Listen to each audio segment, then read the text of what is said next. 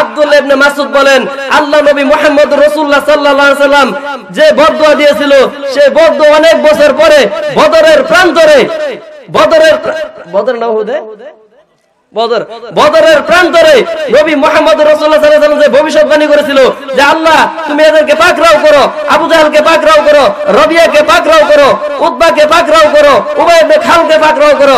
আল্লাহ নবী মুহাম্মদ রাসূলুল্লাহ সাল্লাল্লাহু আলাইহি ওয়াসাল্লাম অভিশাপ দিয়েছিল, সেই অভিশাপ দীর্ঘ কয়েক বছর পরে বদরের প্রান্তরে এই উকবা, সাইবা, আবু জাহল এদের প্রত্যেকের কবর ওই জায়গায় দেওয়া হয়েছিল, প্রত্যেক ধ্বংস হয়েছে এবং ওখানে তাদেরকে কি করা হয়েছে? কবরস্থ করা হয়েছে। তাহলে আল্লাহ নবী সাল্লাল্লাহু আলাইহি ওয়াসাল্লামের অভিশাপ যথাযথভাবে পালিত হয়েছে। তাহলে দিনের পথে বাধা আসবেই, দিনের পথে বাধা আসবে। এই বাধায় কি করতে হবে? আমাদের সঠিক রূপে মোকাবেলা করতে হবে। এই হাদিসটি সহিহ বুখারীতে উল্লেখ রয়েছে। এরপর আল্লাহ রাসূল সাল্লাল্লাহু আলাইহি ওয়াসাল্লাম বলেন যে এরকম ভাবে নির্যাতন যেহেতু রাসূলের উপর আসছে, রাসূলের সাহাবা শিক্ষক যেরকম ধৈর্যশীল তার সাহাবারাও কি তদ্রূপ ধৈর্যশীল। আল্লাহ রাসূল বলেন আন আব্দুল্লাহ ইবনে মাসউদ রাদিয়াল্লাহু আনহু قال اول من اظهر الاسلام سبع রাসূলুল্লাহ সাল্লাল্লাহু আলাইহি ওয়াসাল্লাম আবু বকর ও আম্মার ও উম্মু সুমাইয়াতা ও সুহাইবুন ও বিলালুন। আল্লাহ রাসূল সাল্লাল্লাহু আলাইহি ওয়াসাল্লাম বলেন যে ইসলামকে প্রকাশ করেছে 7 জন মানুষ। আমাদের ইসলাম ধর্মের এখন তো আমরা ইসলামের দাওয়াত দিতে পারি লক্ষ লক্ষ মুসলমান, যখন মক্কার জমিনে ইসলাম শব্দটা উচ্চারণ করার মতো মানুষ ছিল না। কেন? তৎকালীন সময়ের আবু জাহেলের প্রভাব ছিল বেশি, মক্কার নেতাদের প্রভাব ছিল বেশি।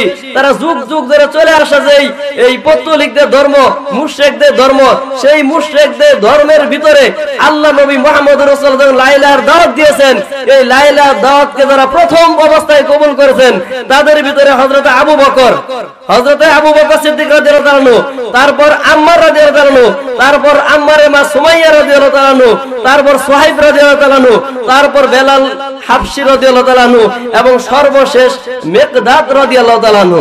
এই 7 জন ব্যক্তি সর্বপ্রথম ইসলামকে প্রকাশ করেছিল। আল্লাহ রাসূল বলেন যে আবু বকর সিদ্দিক রাদিয়াল্লাহু আনহুকে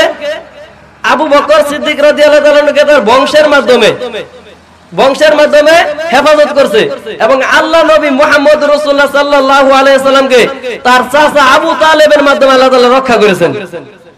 আল্লাহ নবী মুহাম্মদ সাল্লাল্লাহু আলাইহি ওয়াসাল্লাম যখন দ্বীনের দাওয়াত দিতে শুরু করলেন, মক্কার কাফেররা তো উত্তেজিত হয়ে গেল যে কি বলো মুহাম্মদ, যুগ যুগ ধরে আমরা যে মূর্তি পূজা করে আসছি, এখন মক্কার আব্দুল্লাহর বেটা মুহাম্মদ কিনা আমাদের এই সমস্ত দেবদেবীদেরকে পরিহার করে এক আল্লাহর ইবাদত করতে বলে। মুহাম্মদ কি পাগল হয়ে গেল? এই মুহাম্মদের পাগলামি বন্ধ করতে হবে। এজন্যই মক্কার আবু জাহেলরা চিন্তা করলো মুহাম্মদকে কি করা যায়, মুহাম্মদকে প্রলোভন দেখাবো। কিসের প্রলোভন? দুনিয়ার প্রলোভন। তখন বললো আবু জাহেলরা গিয়া বলল আল্লাহ রাসূলকে, ইয়া রাসূল, হে মুহাম্মদ, তুমি যে দাওয়াত দিয়ে আসতেছো এই দাওয়াত আরবের ভূখণ্ডে ইতিপূর্বে কেউ দেয় নাই, তুমি যে নতুন দাওয়াত দিতেছো তুমি এই দাওয়াত বন্ধ করো। তুমি কি চাও? তুমি যদি আরবের সবচেয়ে সুন্দরী মেয়ে চাও, সুন্দরী যুবতী নারী চাও, আমি তোমাদেরকে এই সুন্দরী যুবতী নারী এনে বিবাহ করে দিব। তুমি যদি চাও যে আরবের তুমি নেতা হবা, আমি তোমাকে নেতা বানিয়ে দিব।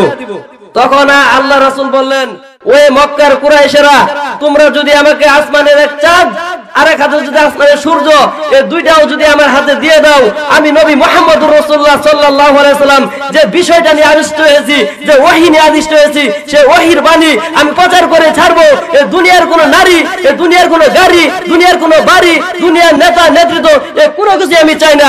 আমি শুধু আল্লাহ রাব্বুল আলামিনের যে কালিমা নিয়ে এসেছি, যে লা ইলাহা দাওয়াত নিয়ে এসেছি, এই লা ইলাহা দাওয়াতকে আমি বাস্তবায়ন করবই ইনশাআল্লাহ।